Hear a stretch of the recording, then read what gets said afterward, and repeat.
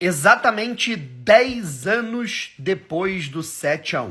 Uma partida que mudaria as discussões, os debates, né, e para sempre algumas perspectivas no futebol brasileiro de um modo geral. Construiria muitas críticas importantíssimas que, na verdade, consolidaria críticas que já estavam sendo feitas antes disso acontecer, mas também construiria muitas narrativas prontas que não eram verdadeiras. Primeiro de tudo, eu te pergunto, quantos anos você tinha, o que você estava fazendo, aonde você estava, onde você viu esse jogo e qual foi a sua percepção quando a Alemanha, ali na segunda metade do primeiro tempo, começou a desandar a marcar gols. Porque o grande ponto fundamental foi ali, cara, quando a gente teve o gol do Klose, depois 2 do Kroos ao mesmo tempo, o do Khedira, ali a situação desandou. A gente tem uma grande discussão sobre tudo o que aconteceu, né, ao longo desses últimos anos. Rolou uma grande discussão sobre o Brasil ainda ser, né, o dominante, né, no futebol mundial ou não. Essa discussão ela já acontecia após o término da Copa do Mundo de 2006, em que aquele timaço do Brasil, com muito descompromisso, acabou perdendo aquela Copa. E com isso, né, a gente via uma equipe que não tinha a mesma força, né? O Brasil não revelava mais tantos grandes craques, não necessariamente um time ruim, pelo contrário, mas não revelava tantos grandes craques como antes. E acho que isso aqui foi um choque geral, né? Eu acho que a gente tem que separar o joio do trigo. Entender que o Brasil, sim, estava atrasado em aspectos estruturais, em aspectos de categorias de base, aspectos em que a gente confiava demais, né? Os nossos treinadores confiavam demais no talento dos nossos jogadores e alguns aprimoramentos ficavam para trás. Mas teve muita coisa que teve a ver especificamente com a gestão da seleção brasileira nesse ciclo de 10 a 14, onde um trabalho do Mano Menezes, por mais que não fosse animador, foi interrompido por conta de uma troca, né? Basicamente que uma guerra de vaidade. A saída, a troca, né, da presidência da CBF, a chegada, né, do José Maria Marim, e com isso a entrada, né, a saída do Mano Menezes. Depois dele conquistar um título, ele foi retirado e entrou o Filipão. Teve aquela Copa das Confederações que iludiu a gente demais.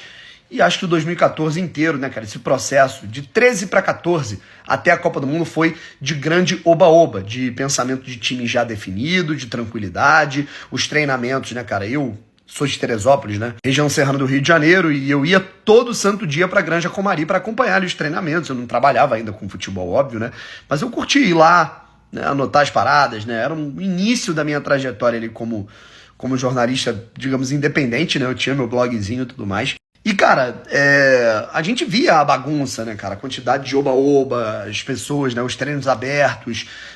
Você não via foco, assim, concentração necessária para se vencer aquela Copa do Mundo. E o resultado, né, era um time completamente desordenado, principalmente mentalmente falando. Uma equipe pouquíssimo preparada para o aspecto mental e de foco para os desafios. Tanto é que tivemos partidas vencendo, jogando mal, com o adendo do Neymar resolvendo jogos, aquele empate terrível, né, contra o Chile naquela partida ruim do Brasil e muito dura, contra um time que é bom, o time chileno, mas o Brasil apresentando um futebol bem inadequado.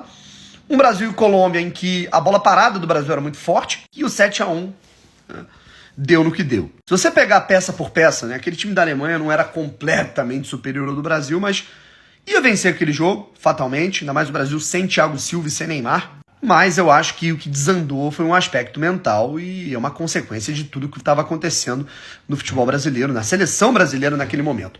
Isso é uma outra coisa que eu acho importante, né? Que muito se falou sobre o atraso, né, no futebol brasileiro, porque o futebol brasileiro tem que evoluir. É bem verdade, estava muito atrasado em vários aspectos, mas muito começou a se comparar o futebol alemão com o futebol brasileiro, sendo que os jogadores que estavam ali em campo, em grande maioria, eram jogadores, né, de grandes clubes como o Real Madrid, como Barcelona, Bayern de Munique, Manchester City. Então, assim, não era bem por aí, né? Mas, de qualquer maneira, isso escancarou alguns aspectos, né, que tiveram que ser modificados aqui no Brasil. Só que a gente sabe que, se você pegar ali o jogo comum, né, eu acho que a Alemanha venceria de qualquer maneira essa partida, mas não do jeito que foi.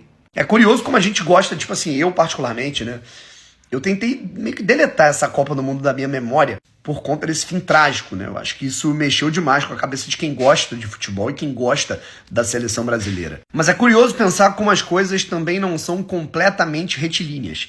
10 anos depois, o Brasil está eliminado da Copa América para o Uruguai nos pênaltis, tendo passado por 2 ciclos, de 14 a 18 e de 18 a 22, atropelando seleções da América do Sul, com um ótimo trabalho sim, queira você, queira não, do técnico Tite, que sim, merece críticas por algumas situações que nós faríamos diferente nas Copas do Mundo. Algumas modificações que poderiam ter sido feitas, algumas que não precisavam ter sido feitas na Copa da Rússia e na Copa do Catar. Mas é curioso olhar para a Alemanha também.